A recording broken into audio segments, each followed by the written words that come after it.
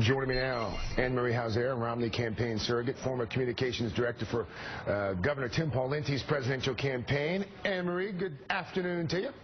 Good afternoon, Craig. So now Governor Romney at his campaign headquarters today for some debate prep. We understand that debate prep has turned into a full-scale dress rehearsal this afternoon. Tomorrow he's on the campaign trail in Colorado. Is he ready for Wednesday night?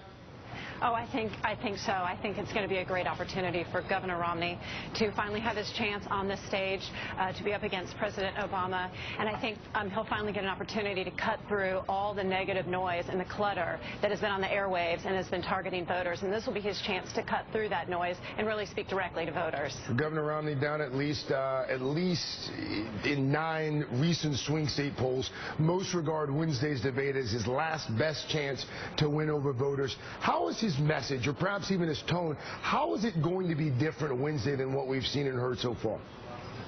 Look, I mean, I think he's going to get a chance to speak directly to voters. He's going to talk about this is a clear choice in this election. Do people want a Romney-Ryan to look to create prosperity and jobs and upward mobility for Americans, or do they want more of the past 4 years that they have seen, which hasn't been very bright, and it's been Obama's failed economic policies that haven't been working. So I think this is a great opportunity for Governor Romney to really outline his plan, and I don't think Wednesday is a make-or-break night. I think he will do great, and he'll do very well, and I think you'll see the numbers in the polls tighten. You mentioned the polls here, and I want to call your attention to some critics of the Romney campaign on the right and the left. They've called for the campaign to be more specific about policy plans, which you just mentioned. On Fox News this morning, Chris Wallace pressed Paul Ryan for specifics on how a President Romney would pay for his proposed across-the-board tax cuts.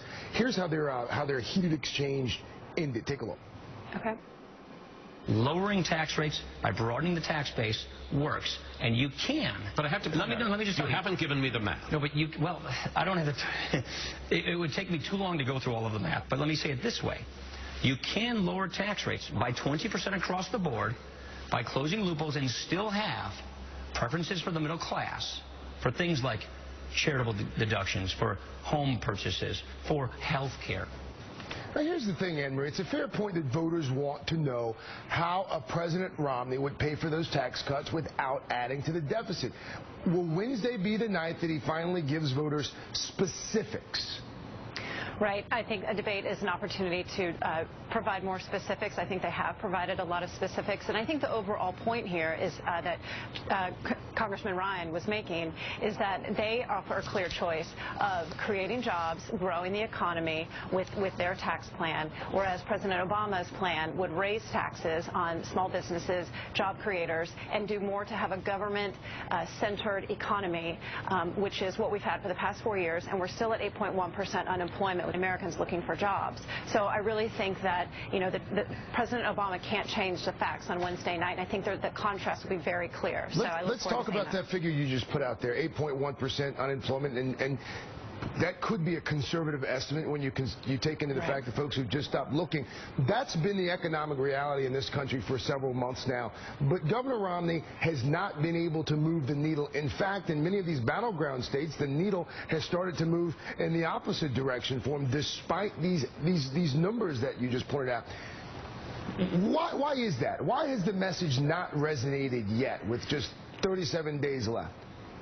You know, I think, like I mentioned earlier, the polls will tighten. You're going to see independents are still very interested, following this very closely. Independents are very pro-Romney, and I think you're going to see those numbers become stronger. Where are these independents? Where are these pro-Romney independents you just mentioned?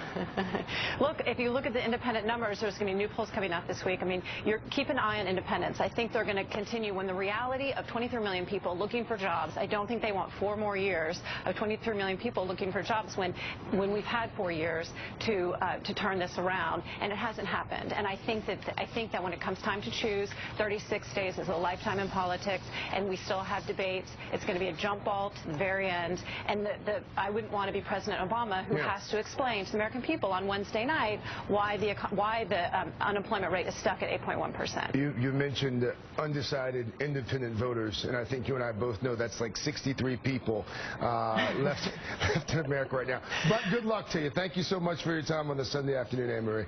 Thank you, Craig. Up next.